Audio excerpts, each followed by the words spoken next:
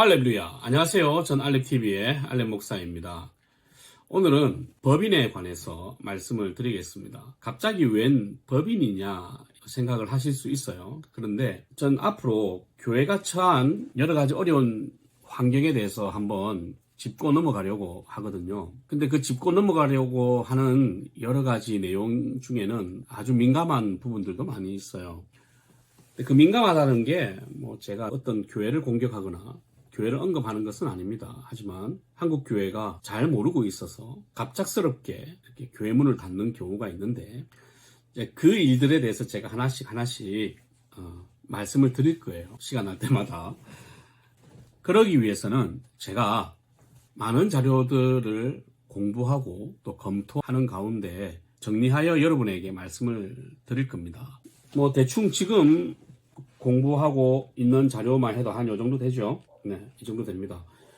물론 이 자료들을 저 혼자서 구한 건 아니에요. 저도 전문가들을 통해서 또 이런데 해박하신 분들, 저의 멘토들을 통해서 구한 자료입니다. 한 특정 교회에 피해가 가지 않고 대신에 한국 교회가 빨리 이 사실을 깨닫고 나중에 몇 년 안에 닥칠 세상의 공격을 미리 방어를 좀 하면 어떨까라는 생각에 이 강의들을 준비하고 있는데 제가 쭉 공부를 하다 보니까 적어도 몇 가지 좀 사전 지식이 필요해요.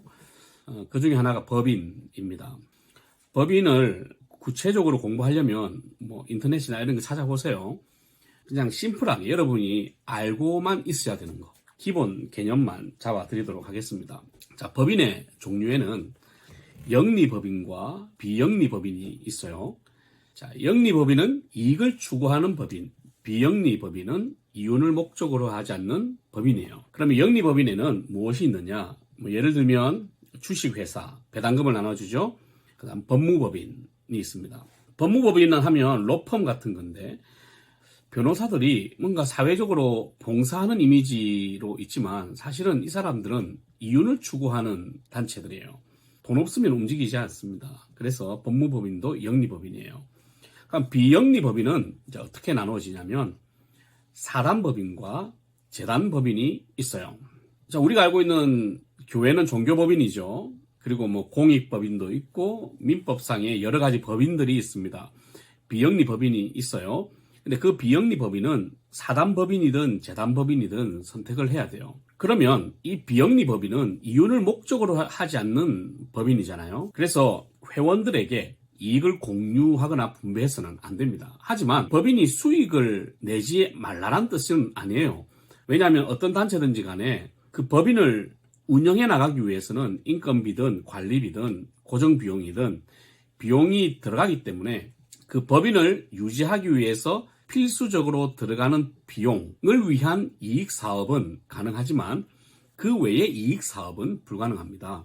그러면 크게 재단법인과 사단법인으로 나누어지는데 이 재단법인은 뭐냐면 재산이 먼저 모이고 그 모인 재산을 기본으로 설립된 법인이에요. 그러면 사단법인은 뭐냐면 구성원을 기본으로 사람이 모여서 설립되는 법인입니다. 그럼 구성원은 어떤 사람들이냐? 주주가 될 수도 있고 회원이 될 수도 있어요. 그러면 주식회사 주주와 사단법인 주주의 차이는 뭐냐면 주식회사 주주는 이익에 대한 배당금을 받지만 사단법인은 그 회원들에게 재산이나 이익을 분배해 줄 수는 없습니다. 자, 그럼 사단법인에도 재산이 있어요. 하지만 운영 주체는 회원이 되고 재단법인도 사람이 있지만 운영의 기본 원칙은 재산입니다. 재산으로 사람이 모이는 거예요. 그렇기 때문에 이 재산은 궁극적으로 국가가 가지고 있게 되고 이 재산을 사용하냐 마냐에 대한 기본적인 의사결정은 이사회에서 진행을 합니다. 제가 왜 이런 이야기를 하느냐? 이 개념을 가지고 있어야 돼요. 다시 영리법인과 비영리법인이 있고 종교법인은 비영리법인이다. 그중에 사단법인은 사람이 모여 있는 곳이고 재단법인은 돈으로 사람이 모인 곳이에요. 그러면 교회는 뭐냐? 종교법인인데 이 종교법인도 사단법인이 있고 재단법인이 있어요. 이게 굉장히 중요합니다.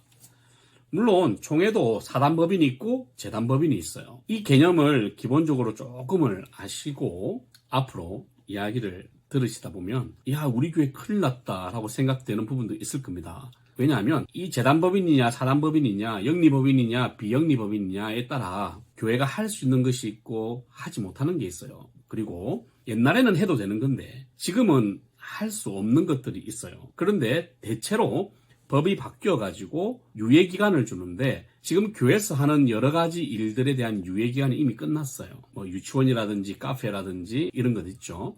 여기에 대해서 한번 짚고 넘어갈 건데 여러분들이 빨리 판단을 하여 앞으로 교회를 어떻게 이끌어갈 것이냐 그리고 교회를 어떻게 이끌어갈 것이냐를 빨리 결정을 해야 미래가 행복해지고 미래가 평안해진다라는 것을 좀 명심해 두셨으면 좋겠습니다. 뭐 그것은 나중에 이야기하고 지금은 법인의 종류, 법인에 대한 기본 개념만 탑재하시면 되겠습니다. 꼭 기억하시고 혹시 뒤에 나오는 강의들이 어려우면 개념이 잘 안 잡히면 다시 이 법인 강의를 들으시면서 따라오셔도 좋을 것 같습니다. 뭐 기본 개념만 잘 가지고 자, 앞으로 따라오십시오. 물론 이제 계속 나오는 강의가 여기에 관한 강의만 나오는 건 아니에요. 그렇지만 이제 서서히 시작해 보려고 합니다.